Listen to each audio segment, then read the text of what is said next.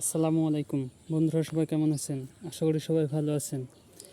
এই যে দেখতে পাচ্ছেন এত সুন্দর আঙ্গুর ধরে আছে। দেখুন কালারটুক দেখুন, কত সুন্দর কালার আসছে, পেকে টসটস হয়ে আছে। সবারই স্বপ্ন এত সুন্দর করে আঙ্গুর ফলানোর। তো আঙ্গুর ফলাতে হলে আপনাকে একটা সুন্দর গাছ লাগাইতে হবে। গাছ লাগাইলেই শুধু হবে না, লাগানোর জন্য কিছু নিয়ম আছে। সেই নিয়মগুলো অবশ্যই আপনাকে মানা লাগবে। তো চলুন দেখা যাক কীভাবে গাছ রোপণ করবেন। তো গাছ রোপণ করতে হলে আপনাকে একটা গর্ত করা লাগবে। অন্যান্য গাছ যেভাবে আপনি গর্ত করেন ঠিক সেভাবেই, তবে 1 ফিট নিচে গর্ত করবেন, সাইডেও 1 ফিট সাইজ করে গর্তটা করবেন। তো গর্ত করার সময় গর্তের ভিতর কী দিবেন, এখানে দেখেন নিচে অনেক কিছু মেশানো আছে। এই মাটিটা দেখুন, আর এই মাটিটা, এটা উপরে ঢাকা ছিল এই মাটি দিয়ে। তো এই মাটিতে কি কি দেয়া হয়েছে? প্রথমে আপনি আঙ্গুর গাছ মরার প্রধান লক্ষ্য কিন্তু পানি জমে দেওয়া। এই পানি যাতে না জমে তার জন্য আপনাকে নিচে সিলেকশন বালি, অর্থাৎ ছাদ ঢালাইয়ের জন্য যে লাল বালিটা, এই লাল বালি আপনাকে প্রয়োগ করা লাগবে। 3 থেকে 4 কেজি পরিমাণ লাল বালি নেবেন। তারপর সুরকি, যে ইটের রাবিশ বলে অনেকে, সুরকিও বলে, তো সেই সুরকিও 2 থেকে 3 কেজি পরিমাণ সুরকি নেবেন। এরপর আপনাকে কিছু রাসায়নিক সারও দেওয়া লাগবে। তার আগে গোবর সারটা সবসময় চেষ্টা করবেন বেশি করে দেওয়ার জন্য, কারণ গোবর সারটার জন্যই যে কোনো ফসলের জন্য উপকারী।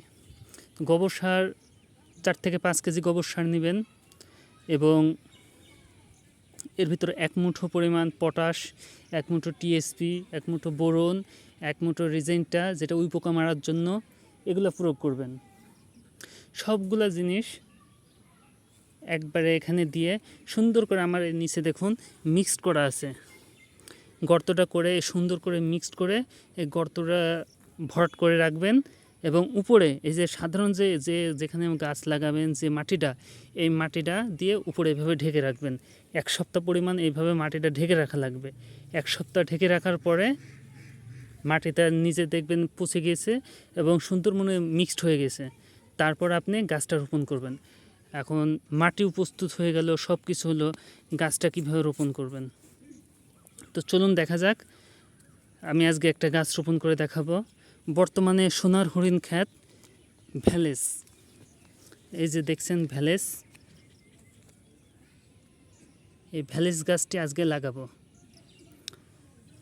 সোনার হরিণ খ্যাত এই ভ্যালেস গাছটি আপনাদেরকে লাগিয়ে দেখাবো কিভাবে লাগাতে হবে।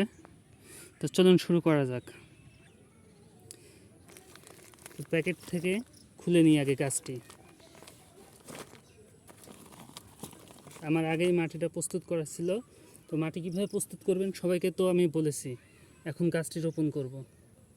দেখেন উপরে মাটি এবং নিচের মাটির ভিতর পার্থক্য আছে। নিচের মাটি সমস্ত সার সব কিছু প্রয়োগ করেছি, প্রয়োগ করে সুন্দর মতন রেখে দিয়েছিলাম। এখন এটি রোপণ করব।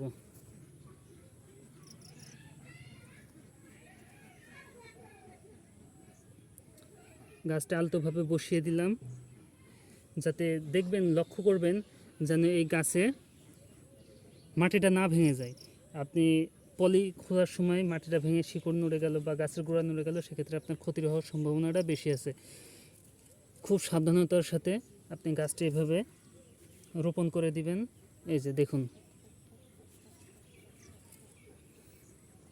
গোড়াটা একটু চেপে দিবেন মাটির সাথে, যাতে অ্যাডজাস্ট হয়ে যায়, এবং খুব সাবধানভাবে করতে হবে যাতে না নড়ে যায়।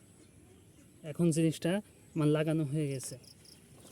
কিছু সাধারণ মাটি দিয়ে উপরে যে জায়গায় মাটিটা লাগিয়েছিলাম, যে মাটিতে, সেই মাটি দিয়ে উপরে ঢেকে দেবো। এই ঢেকে দেওয়ার কারণটা হচ্ছে, এই যে নিচে যে সার মাটিগুলো দিয়েছি, সমস্ত সারটার মিক্সড করে দিয়ে যে রাখছি, এটা যেন উপরে বের হয়ে না আসতে পারে, এই জন্য এটা দেওয়া লাগবে। নিচের সারটা আপনার কাজে দিবে। গাছটা কিছুদিন পর দেখবেন, 1 সপ্তাহ পর গ্রোথটা কত সুন্দর গ্রোথ হয়ে গাছটা উপরে উঠছে।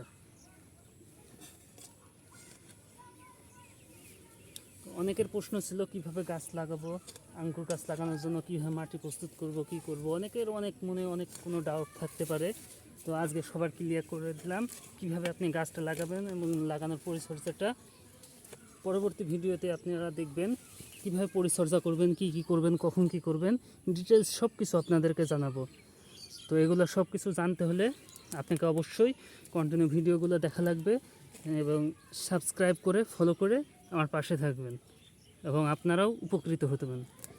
যারা মনে করছেন বাগান করবেন বা আঙ্গুর গাছ লাগাবেন বাসায় খাওয়ার জন্য দু একটা শখের বসে, তারা আশা করি উপকৃত হবেন ভিডিওটা দেখে। তো এই যে গাছটি লাগানো হয়ে গেল, এখন গাছটিতে কিছু পরিমাণ পানি দিয়ে দেওয়া লাগবে। আর গাছ লাগানোর সময় সবসময় লক্ষ্য রাখবেন যাতে দুপুরে বা রোদের ভিতরে না লাগানো হয়। এই যে সন্ধ্যার টাইম, এখন গাছটি লাগিয়ে দিলাম সুন্দর মতো।